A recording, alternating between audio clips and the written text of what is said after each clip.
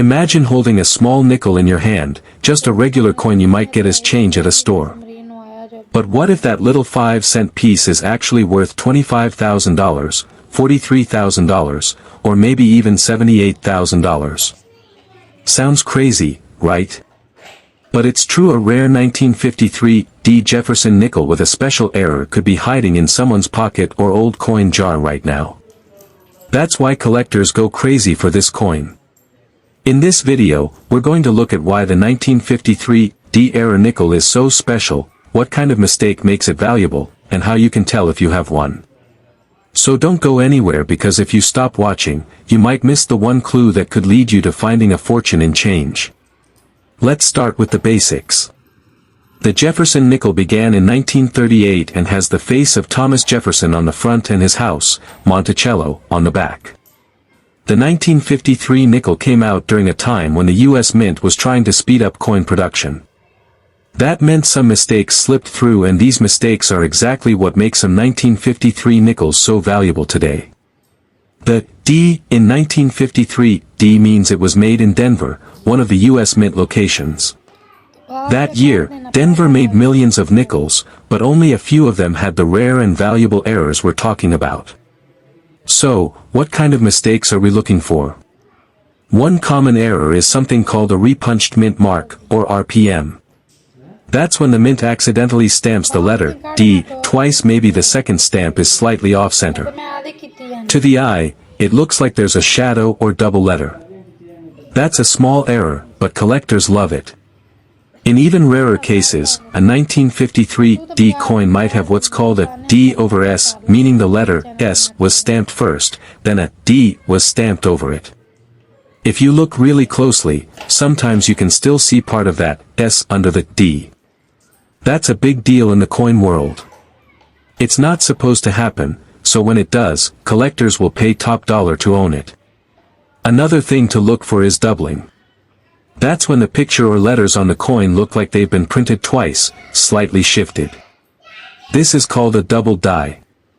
It can happen on Jefferson's face, the word Liberty, the date, 1953, or on the back around Monticello.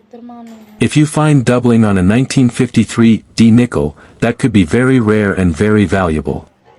Even a tiny doubling that's hard to see could add thousands of dollars to the value. Now let's talk about something called full steps. This is super important when grading Jefferson nickels. On the back of the coin, look at the steps on Monticello. If you can clearly see all 5 or 6 lines on those steps without breaks or weak spots, that's called full steps, or FS. A 1953 D nickel with full steps is hard to find because that year, the mint didn't strike the coins very well. So if you have one with full steps, especially with an error too, now we're talking serious money. Let's talk numbers. Most 1953 D nickels, the regular ones, are worth just 10 or 20 cents today. Even uncirculated ones, meaning they've never been used, might only be worth $1 or $2. But here's the twist. A top-grade 1953 D nickel with full steps and a rare error, like a double die or RPM, can sell for $5,000, $15,000, or even $25,000 at auction. One example of a 1953 D nickel with full steps sold for $15,275 at a big coin auction. Another 1953 S coin, a different mint, sold for $24,000. So when we say $25,000 to $78,000, those aren't just random numbers. That's the real value range for some rare coins like this. But don't get too excited just yet. Not every coin with a small error is worth a fortune. Some coins look like they have doubling, but it's just damage or wear. Other coins might have a mark near the D, but it's not a real repunched mint mark. That's why it's important to check carefully and maybe even send your coin to a professional grading service like PCGS or NGC. These companies can tell you if your coin is a true error and give it a grade, like MS65 or MS67. The higher the grade, the more money it's worth. So how can you check your own coins? First, get a magnifying glass or coin loupe.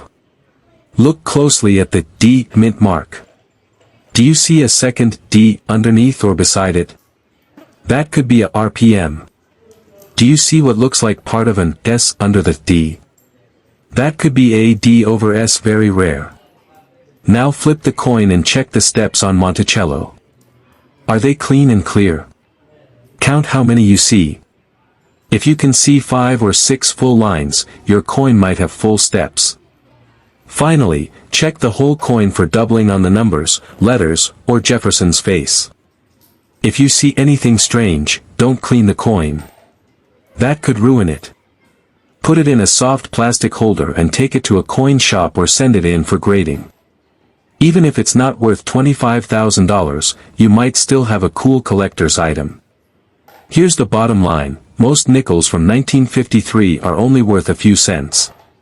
But a rare few with the right error, the right condition, and full steps can sell for thousands, even tens of thousands of dollars.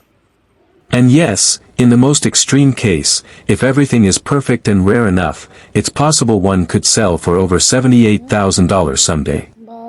That's why people are always looking at their change, because you never know what's hiding in your pocket.